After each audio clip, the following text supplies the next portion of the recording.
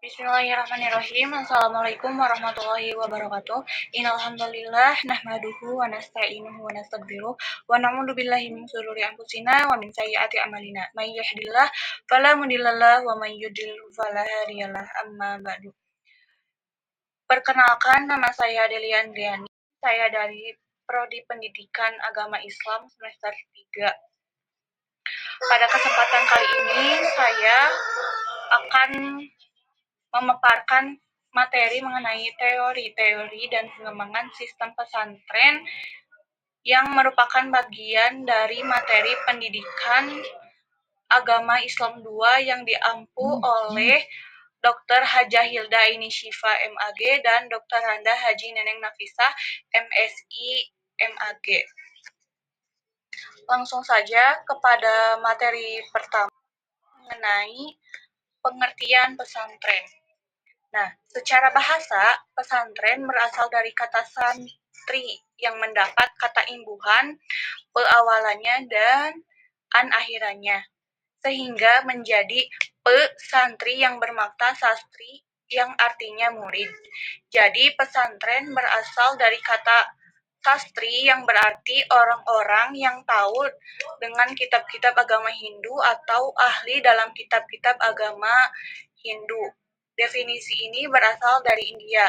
Sedangkan sastri secara istilah yaitu dapat didefinisikan sebagai lembaga pendidikan agama Islam yang mampu menyebarkan penyaluran agama Islam. Sedangkan menurut Ridwan Nasir, pesantren adalah lembaga keagamaan Islam yang memberikan pendidikan dan pengajaran atau mengembangkan ilmu agama Islam.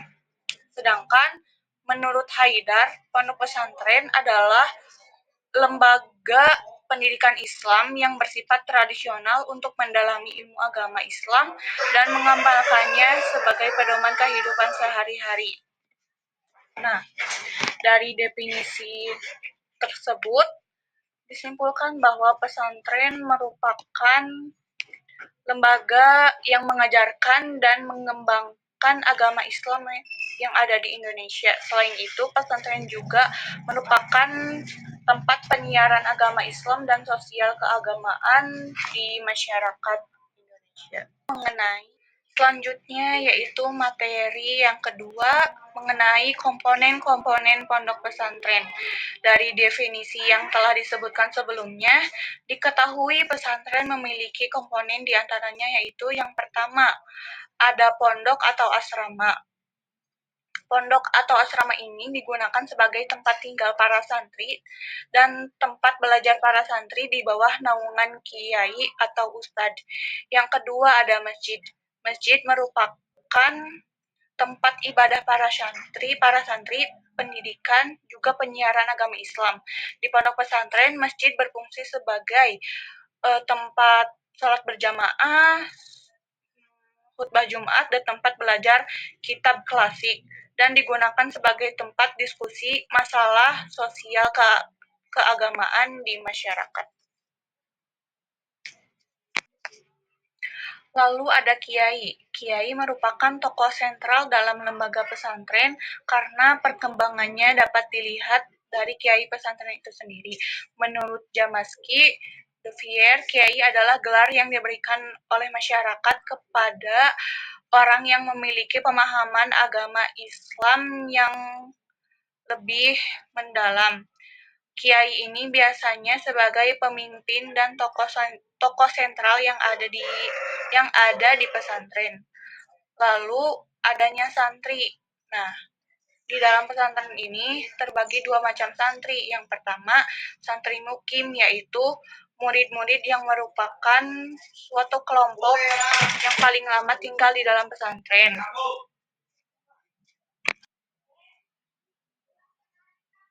Santri mukim yang paling lama tinggal di pesantren ini merupakan santri yang bertanggung jawab mengurusi kegiatan pondok sehari-hari. Di samping itu, mereka belajar kitab-kitab yang tingkatnya lebih tinggi daripada yang lain. Yang kedua, adanya santri kalong, yaitu murid-murid yang berasal dari desa di sekitar pondok pesantren. Mereka mengikuti pelajaran di pondok namun tidak menetap di asrama. Yang terakhir yaitu pengajaran keagamaan. Pengajaran keagamaan yang ada di pondok pesantren saat ini berbeda-beda, yakni pondok pesantren salaf atau tradisional memiliki pengajaran seperti wetonan, bandongan, sorogan, dan yang lainnya. Sedangkan pondok pesantren modern, pengajaran keagamaannya dilakukan melalui buku-buku dan juga memadukan antara ilmu agama dengan ilmu umum. Lalu materi selanjutnya yaitu mengenai pengembangan sistem pendidikan pesantren. Sistem pendidikan pesantren artinya sarana yang berupa perangkat organisasi yang diciptakan untuk mencapai tujuan pendidikan di pondok pesantren. Karena pesantren merupakan subsistem pendidikan yang ada di Indonesia, maka tujuan pendidikan di pesantren secara umum juga mengacu pada tujuan pendidikan nasional. Nah, pengembangan sistem pesantren ini hendaknya dilakukan secara terpadu, tidak hanya melihat pada satu sisi, tetapi melihat seluruh komponen pesantren sebagai satu kesatuan yang utuh dan berkaitan. Pemikiran dan operasional manajemen pendidikan terpadu akan banyak ditentukan oleh tujuan dan arah keterpaduan yang menyatakan bahwa arah pendidikan di pondok pesantren saat ini ialah dalam pembinaan iptek dan skill fungsional atas dasar kebutuhan. Keterpaduan akan ditekankan dalam menata manajemen dan implementasinya untuk saat ini harus dimiliki oleh lembaga pendidikan pesantren dengan strategi pengembangan pendidikan yang telah dirumuskan. Nah, adapun sistem pengembangan pendidikan pesantren yang pertama, kurikulum. Pesantren harus mampu mengembangkan kurikulum agar output dari pesantren mampu bersaing dengan lulusan sekolah umum di dunia kerja. Yang kedua, pesantren atau sekolah memiliki kelenturan dalam menentukan waktu, serta pesantren bisa merubah beberapa pelajaran yang dianggap penting. Yang ketiga, pembentukan standar inti kompetensi untuk menjaga kualitas pendidikan. Yang kedua, adanya sarana dan prasarana, pengadaan sarana dan prasarana sesuai di kebutuhan pesantren. Yang ketiga, tenaga pendidikan. Kepala sekolah atau pengelola pesantren diberi pelatihan tentang prinsip kependidikan secara umum dan bertahap agar memiliki keluasan dalam pengelolaan manajemen pesantren. Yang kedua, seleksi penerimaan, pengangkatan dan penempatan serta kemampuan kompetensi yang mengikuti standar pemerintah dan pesantren. Yang ketiga, pengawas dan komite atau pelatihan-pelatihan tentang prinsip-prinsip pendidikan dan kepenggunaan menumbuhkan profesionalitas pengawasan. Yang keempat, pesantren ini harus mempunyai pengembangan anggaran. Yang pertama, meliputi dana pembangunan.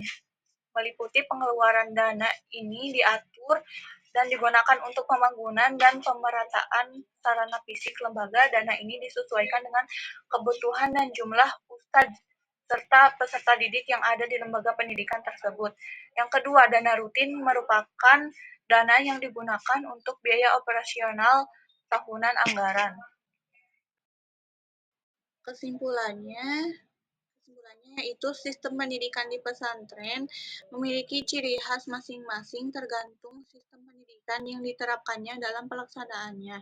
Sistem pendidikan pesantren yang ada, pesantren bukan hanya sebagai lembaga pendidikan agama, tetapi pesantren juga sebagai lembaga pembinaan dan kontrol sosial kepada masyarakat sehingga ada hubungan dekat antara pesantren dan masyarakat yang kemudian timbul sikap mendukung dari masyarakat untuk membantu mengembangkan pendidikan pesantren. Dari kedua sistem pendidikan pesantren antara salafi dan modern, keduanya memiliki kelebihan dan kekurangan masing-masing. Meskipun kedua sistem pendidikan pesantren tersebut berbeda, tetapi keduanya tetap mempertahankan kekhasan sistem pendidikan pesantren yang masih mempertahankan komponen pesantren, yaitu kiai, santri, masjid, asrama, dan kitab kuning. Sekian yang dapat saya sampaikan. Mohon maaf. Kesimpulannya, yaitu sistem pendidikan di pesantren memiliki ciri khas masing-masing tergantung sistem pendidikan yang diterapkannya dalam pelaksanaannya. Sistem pendidikan pesantren yang ada, pesantren bukan hanya sebagai lembaga pendidikan agama, tetapi pesantren juga sebagai lembaga pembinaan dan kontrol sosial kepada masyarakat sehingga ada hubungan dekat antara pesantren dan masyarakat yang kemudian timbul sikap mendukung dari masyarakat untuk membantu mengembangkan pendidikan pesantren dari kedua sistem pendidikan pesantren antara salah